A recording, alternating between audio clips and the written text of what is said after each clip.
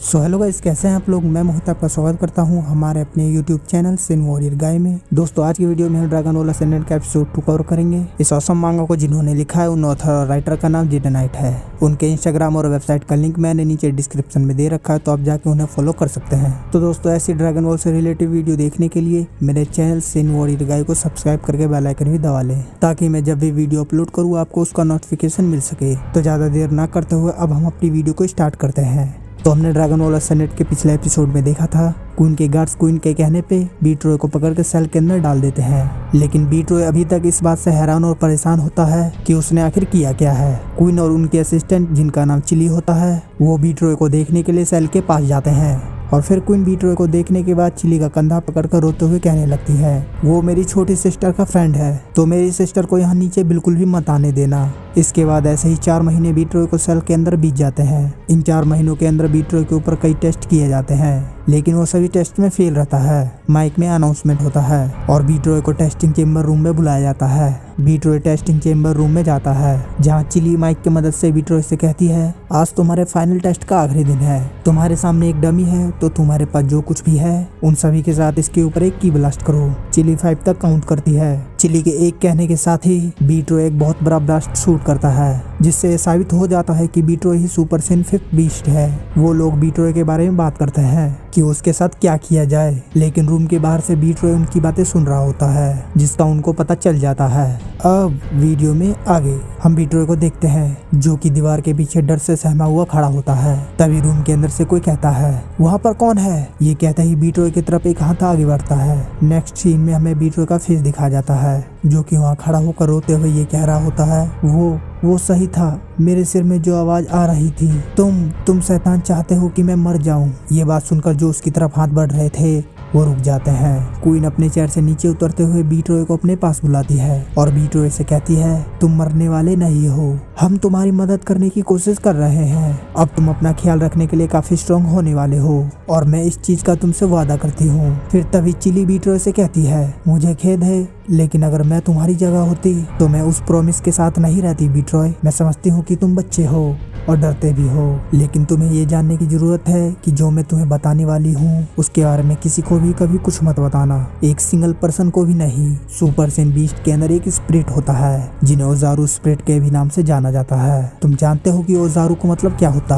है ना। बीट्रॉय हामी भरता है। चिली अपनी बातों को कंटिन्यू करते हुए बोलती है तुम्हारे अंदर भी कहीं एक ओजारू स्पिरिट है, क्योंकि तुम 4 बीस्ट में से 5वें बीस्ट हो। ये सामान्य ज्ञान अभी तक तुम्हें होना चाहिए था, लेकिन किसी कारण से तुम ये नहीं जानते हो। मैं तुम्हें ये बात बता दूं कि कोर्नेटा हमारे क्वीन के अंकल हैं। उन्हें किंग ब्रोलो का भाई भी कहा जाता है। वो पहली बार में थोड़े से गर्म लग सकते हैं, लेकिन वो एक अच्छे इंसान है और वो एक 4th सुपर सेन बीस्ट भी है। चिली बीट्रॉय को सभी सुपर सेन बीस्ट के बारे में बताती है कि वो कहां से और कौन से यूनिवर्स से थे।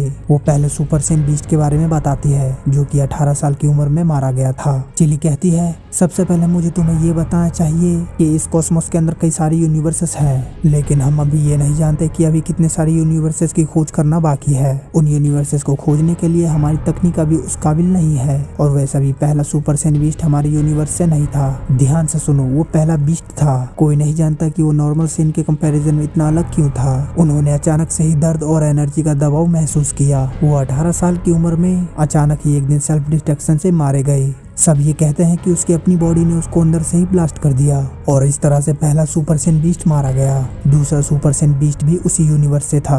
वो एक घमंडी और खतरनाक बच्चा था।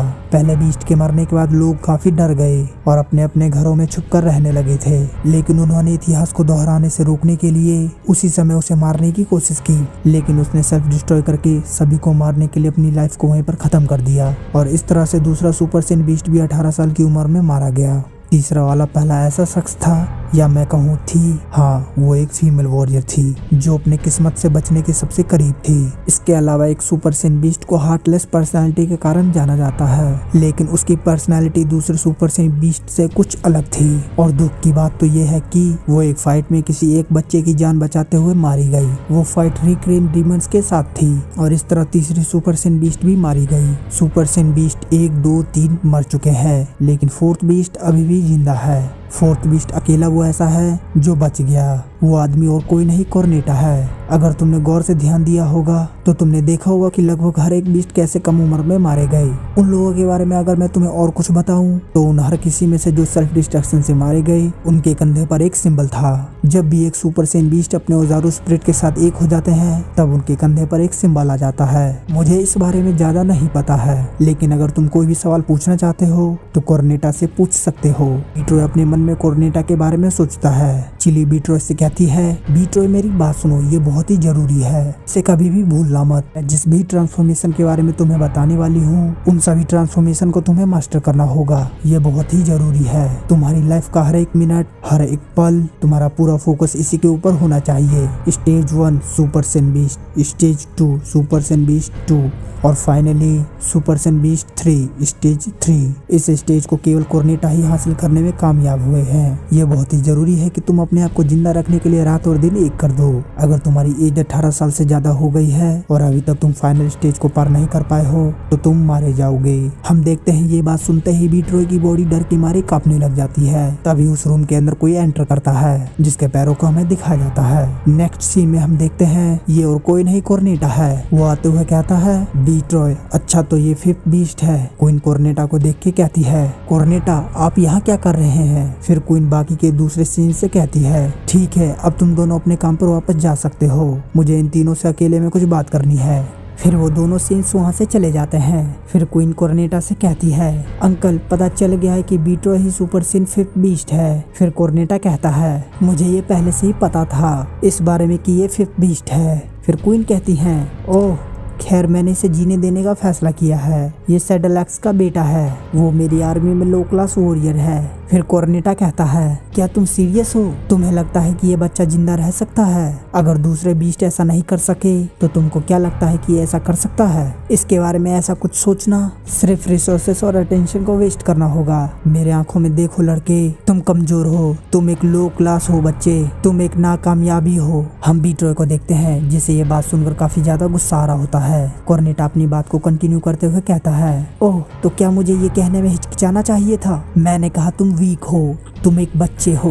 तभी बीट्रॉय तेजी से मूव करता है और जंप करते हुए कोर्नेटा को एक जोरदार पंच मारता है, लेकिन कोर्नेटा तेजी के साथ अपने एक हाथ से बीट्रॉय के पंच को पकड़ लेता है। फिर बीट्रॉय कहता है, ये तो हिला भी नहीं, मैं सच में एक वीकलिंग हूँ। और ये कहते हुए बीट्रॉय वहाँ से तेजी के साथ भाग जाता है, लेकिन चिली बीट्रॉय को रुकने के लिए कहती है, मगर वो चिली की बात ना सुनते हुए वहाँ से भाग जाता है। फिर कोर्नेटा भी वहाँ से जाने लगता है, जिसे देखकर चिली नाराज होते हुए कोर्नेटा से कहती है, वाह तो आप भी अब बस यही सब कह के जा रहे हैं। लेकिन कोर्नेटा चिली की बात का कोई जवाब ना देते हुए वहाँ से चला जाता है। चिली इस बात से काफी ज्यादा नाराज होती है, लेकिन क्वीन चिली को शांत करते हुए कहती है, उसे जाने दो चिली, अब मुझे भी लगता है कि वो कुछ ज्यादा ही चिल्ला गया। फिर चिली शांति से क्वीन से पूछती है, क्वीन आपसे एक सीरियस सवाल है, आप जानती है कि उसका जिंदा रह पाना मुमकिन नहीं है। ये ऐसा नहीं है कि आप कुछ करें और उसे जिंदा कर दें। फिर क्वीन कहती है, वो मेरी सिस्टर का फ्रेंड है और ये बात मैं एक बच्चे को कैसे कह सकती हूँ। तभी हम बीट्रॉय को देखते हैं, वो रोते हुए तेजी से भाग रहा होता है। वीक, फेलियर, डाई,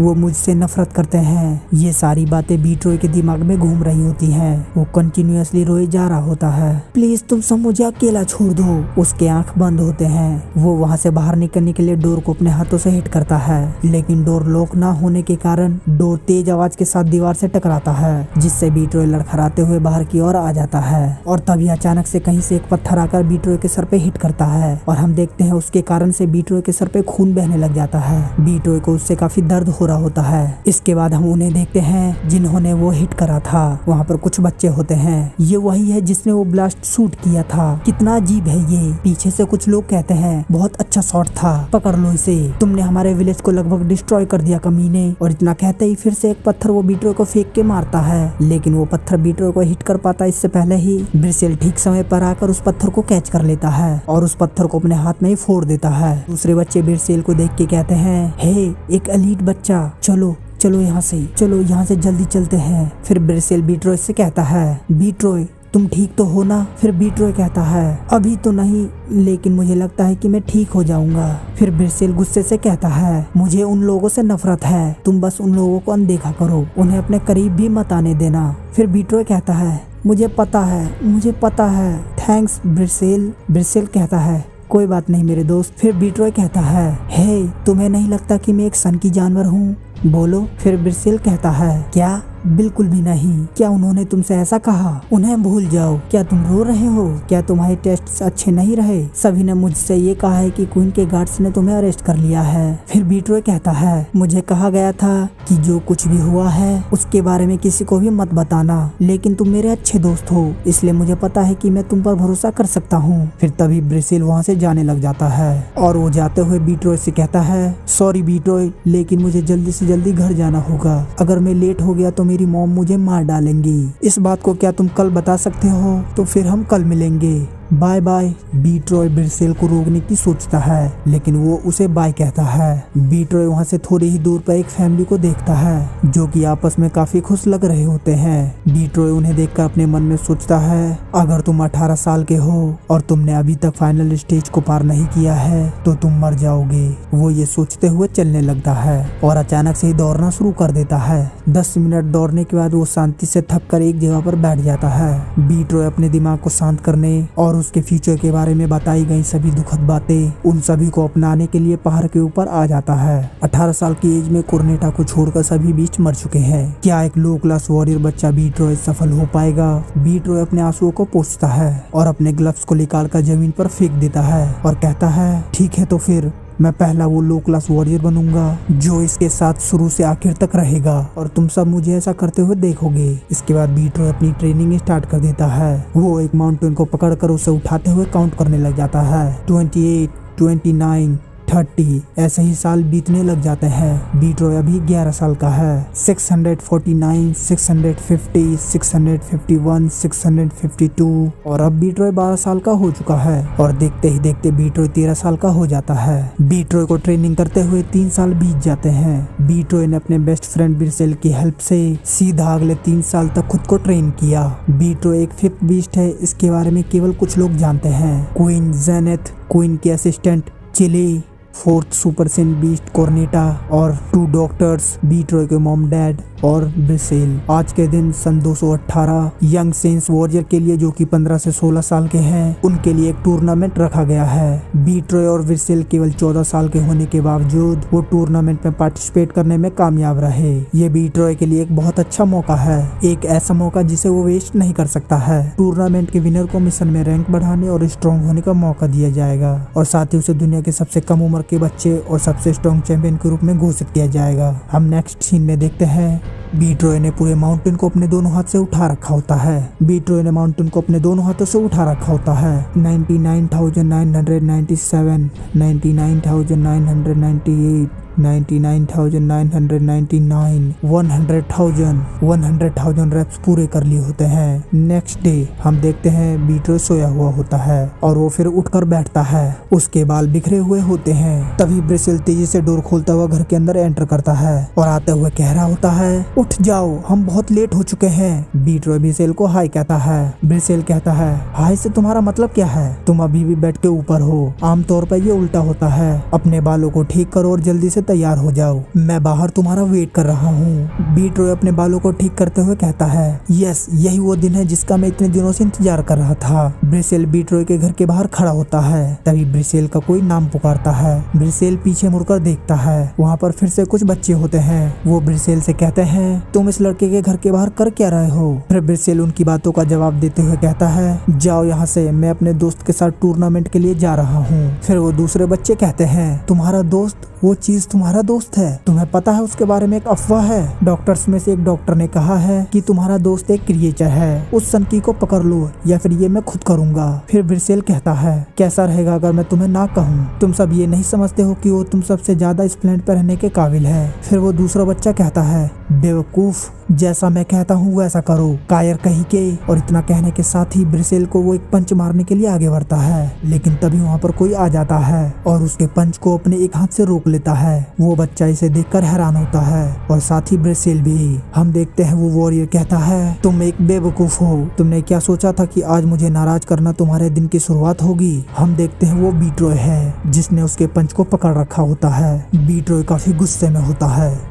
और इसी के साथ आज का ये चैप्टर यहीं पे खत्म होता है। अगर आपको आज का एपिसोड अच्छा लगा हो तो मेरे वीडियो को लाइक करें और मेरे चैनल को सब्सक्राइब करके बेल आइकन भी दबा लें, ताकि जब भी मैं कोई वीडियो अपलोड करूं आपको उसका नोटिफिकेशन मिल सके। और कमेंट करके बताना ना भूले कि ये एपिसोड आपको कैसा लगा। तो अब हम ड्रैगन बॉल असेंडेड के अगले एपिसोड में मिलेंगे। तो आज के लिए बाय बाय।